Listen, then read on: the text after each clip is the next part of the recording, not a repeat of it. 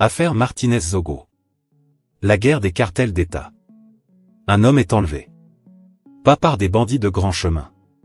Pas par des criminels ordinaires. Par des agents de l'État. Des hommes en uniforme.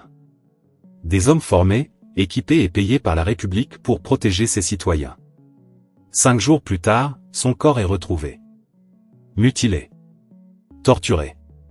Abandonné comme un déchet aux abords de Yaoundé. Cet homme s'appelait Martinez-Zogo. Il était journaliste. Il posait chaque matin les questions que beaucoup refusaient d'entendre. Et ce que le tribunal militaire de Yaoundé révèle depuis juin 2026 va bien au-delà d'un simple crime crapuleux. C'est la radiographie d'un État gangréné par ses propres réseaux. Un système de puissance, d'argent et de sang qui court des studios de radio jusqu'au couloir feutré de la présidence de la République. Des ministres. Des généraux. Des espions. Des hommes d'affaires milliardaires. Tous liés, selon les éléments du dossier judiciaire, par un seul objectif, faire taire un homme qui savait trop. Restez avec moi jusqu'à la fin. Parce que ce que vous allez entendre va vous glacer le sang. Partie 1. Contexte et fait. Qui était Martinez-Zogo, et pourquoi était-il dangereux? Pour saisir l'ampleur de ce scandale, il faut d'abord comprendre qui était cet homme. Martinez-Zogo n'était pas un journaliste ordinaire. Il dirigeait Amplitude FM, une radio privée de Yaoundé. Et chaque matin, des milliers de Camerounais collaient l'oreille à leur transistor ou à leur téléphone pour l'écouter. Son émission s'appelait « Embouteillage ». Un nom simple. Une promesse tenue chaque jour, dénoncée, nommée, accusée. Dans un pays où beaucoup de journalistes s'autocensurent par peur ou par intérêt, Zogo faisait exactement l'inverse. Il citait des noms. Il brandissait des chiffres. Il parlait de détournement de fonds publics avec la précision d'un auditeur de la Chambre des comptes. Et visiblement, il avait des sources très bien placées. Mais ce n'est pas tout. Ce qui rendait Zogo particulièrement redoutable, c'est qu'il ne s'attaquait pas à des fonctionnaires anonymes ou à des politiciens de seconde zone. Il visait les intouchables. Ceux qui pensaient que leur rang les mettait hors de portée de la vérité. Parmi ses cibles favorites, un certain Jean-Pierre Amougou Belinga. Homme d'affaires. Magnat des médias. Propriétaire du groupe L'Anecdote et de la chaîne Vision 4. Personnage incontournable du paysage économique et politique camerounais. Selon les éléments du dossier, Zogo l'accusait régulièrement à l'antenne de bénéficier de marchés publics douteux, de détournement de lignes budgétaires et de protection au plus haut sommet de l'État.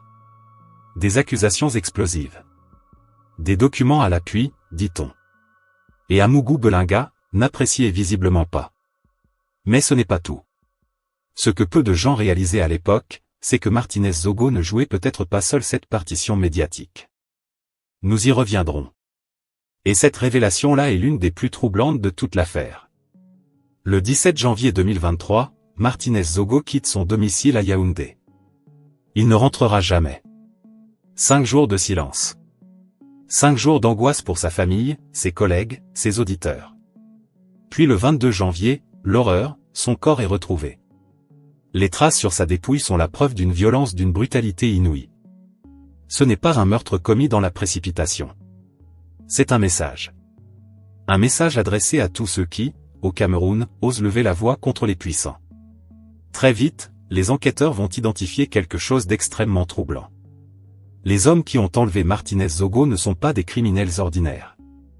Ce sont des agents de la DGRE, la Direction Générale de la Recherche Extérieure, le service de contre-espionnage du Cameroun. Des hommes formés, équipés et payés par la République pour défendre les intérêts du pays et de ses citoyens.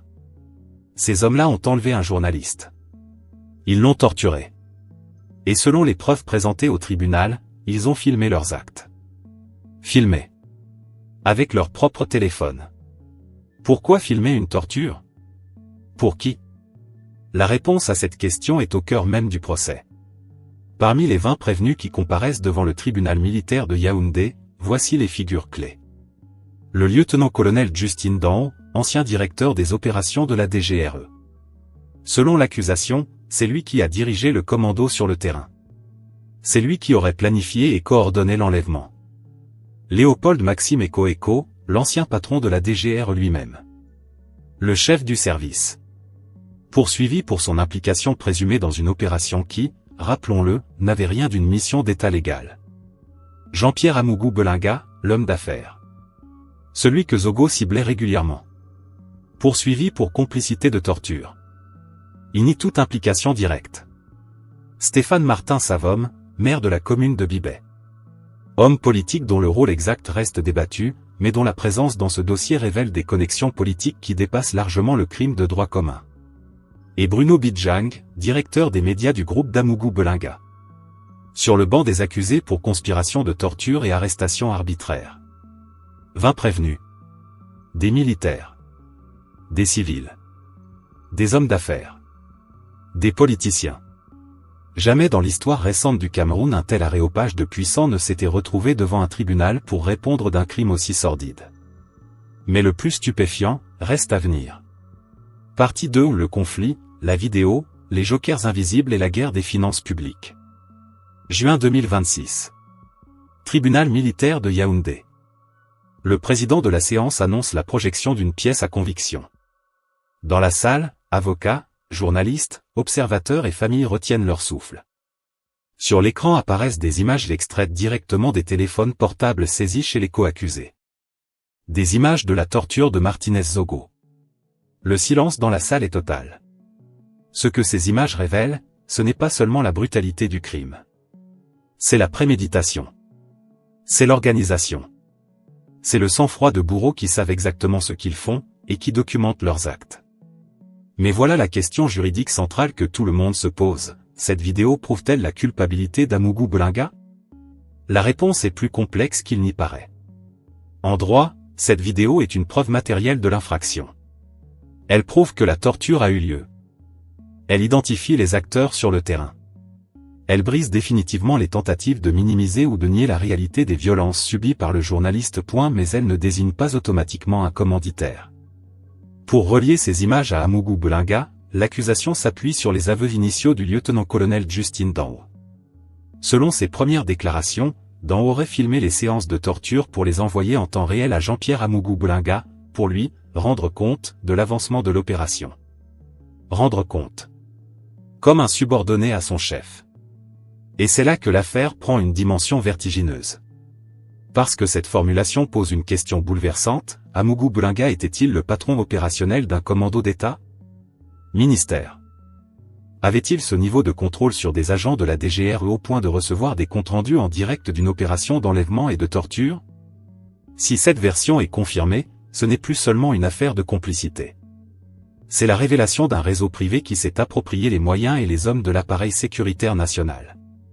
Les experts cybercriminologiques commis par le tribunal travaillent précisément sur ce point, démontrer la concomitance entre le moment où les vidéos ont été enregistrées et les échanges téléphoniques entre Danho, Amougou Belinga, et d'autres personnalités de haut rang.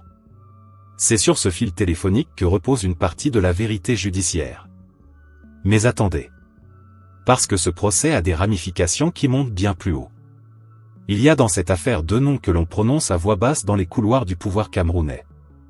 Deux noms que le juge d'instruction n'a pas inculpés. Mais que le tribunal militaire a tout de même convoqués comme témoins. Laurent Esso, ministre d'État, ministre de la Justice. Louis-Paul Motaz, ministre des Finances. Deux piliers du gouvernement. Deux hommes qui, chacun à sa façon, sont au cœur des révélations les plus explosives de cette affaire. Commençons par Laurent Esso. Historiquement, Esso et Amougou Belinga sont décrits comme des proches, voire des amis selon plusieurs sources. Et cette amitié aurait eu des traductions très concrètes. L'enquête de gendarmerie a révélé que le ministère de la Justice aurait mis à disposition des gardes pénitentiaires, payés donc par le contribuable camerounais, pour assurer la sécurité privée de la résidence de l'homme d'affaires. Des fonctionnaires de l'État au service d'un particulier. Mais ce n'est pas le plus grave. Dans ses premières dépositions, le lieutenant-colonel Danho a affirmé qu'au cours de l'opération contre Martinez Zogo, Amougou Belinga aurait appelé directement Laurent Esso pour lui poser une question simple et terrifiante, qu'est-ce qu'on fait de lui? Et selon cette version, le ministre aurait répondu, finissez le travail. 3 mots. 3 mots qui, s'ils sont prouvés, feraient de Laurent Esso un acteur direct d'un crime d'État. Laurent Esso a fermement démenti. Aucune telle conversation n'aurait eu lieu selon lui. Il a réfuté ces accusations auprès du président Paul Biya lui-même. Mais voilà le problème, les téléphones ne mentent pas. Les données de connexion, les bornages, les métadonnées des appels, c'est précisément ce que les experts sont en train d'analyser. Et face à cette pression judiciaire sans précédent, Laurent Esso a été formellement cité à comparaître comme témoin. Lui, le ministre de la Justice, appelé à s'expliquer devant un tribunal dans un pays où il est censé être le gardien de la loi. Passons maintenant à Louis-Paul Motaz. Son lien avec l'affaire Zogo est d'une nature différente, mais tout aussi explosive. Rappelez-vous ce que faisait Martinez Zogo à l'antenne. Il ne lançait pas des accusations vagues. Il citait des lignes budgétaires précises. Les lignes 94 et 65, des lignes que peu de Camerounais connaissent, mais qui représentent des dizaines de milliards de francs CFA dans les budgets de l'État. Selon les documents qu'il brandissait, ces lignes auraient alimenté un système de détournement au profit d'Amougou Belinga, avec la validation ou la complicité du ministère des Finances. Le mobile du crime, selon l'accusation, résiderait précisément là. Il fallait faire taire Zogo avant qu'il ne transmette ses dossiers financiers à la présidence ou à la justice. Avant qu'il ne soit trop tard. Cette course contre la montre entre un journaliste et ses ennemis s'est terminée de la pire des façons. Et aujourd'hui, Louis-Paul Motaz est lui aussi convoqué pour s'expliquer sur les flux financiers entre son ministère et les structures économiques de l'homme d'affaires inculpé. 2 ministres. Un procès militaire. Et un pays qui retient son souffle. Mais la guerre, elle, ne se limite pas au ministère. Partie 3, révélation et décryptage, la guerre des clans et les secrets de la présidence. Derrière le procès de Martinez Zogo, il y a une autre guerre.